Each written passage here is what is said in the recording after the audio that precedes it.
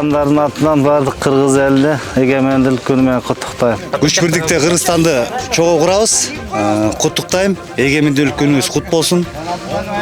Майрамыңыздар менен баарыңыздардын Кыргызстан, жалпы Кыргызстанга. Кыргызстандықтар, сіздерді бардыңыздарды эгемендик күнү менен куттуктаймын.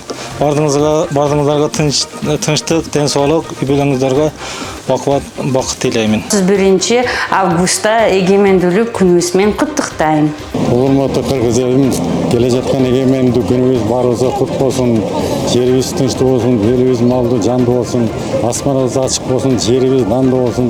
Элибиз малдуу, жандуу болуп, ар бирден кылдаган чөбөрөлөр көбөйсүн. Асманда жылдыз, жерде кыргыз көбөйсүн. Кудай буйрсун бизге барыбызга.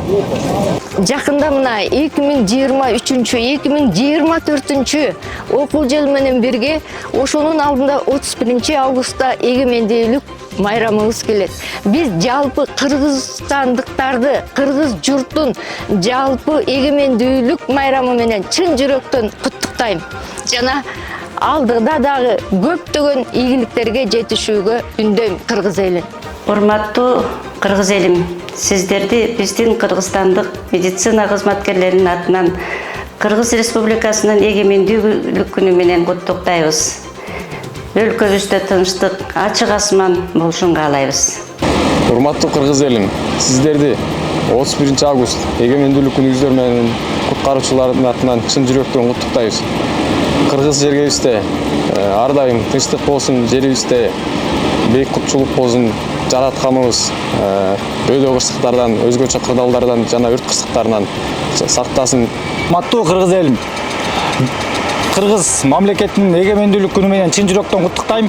Кыргыз мамлекетинде ар дайым тынччылык, бейкубатчылык, кыргыз мамлекети ар дайым өнүгүү жолунда гана болсун.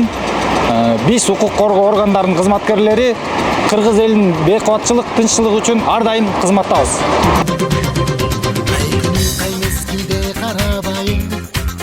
Шаттанам келбетиңе баладайым, кыргызым кыргыз жери Кыргызстан, жаныма дары арча карагайым.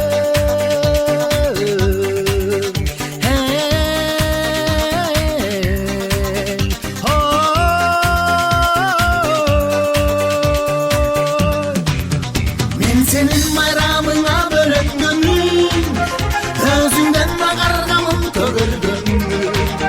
Men senin kulunum Kırgızistan, men senin varıcına, men senin varıcına, men senin varıcına örülgün.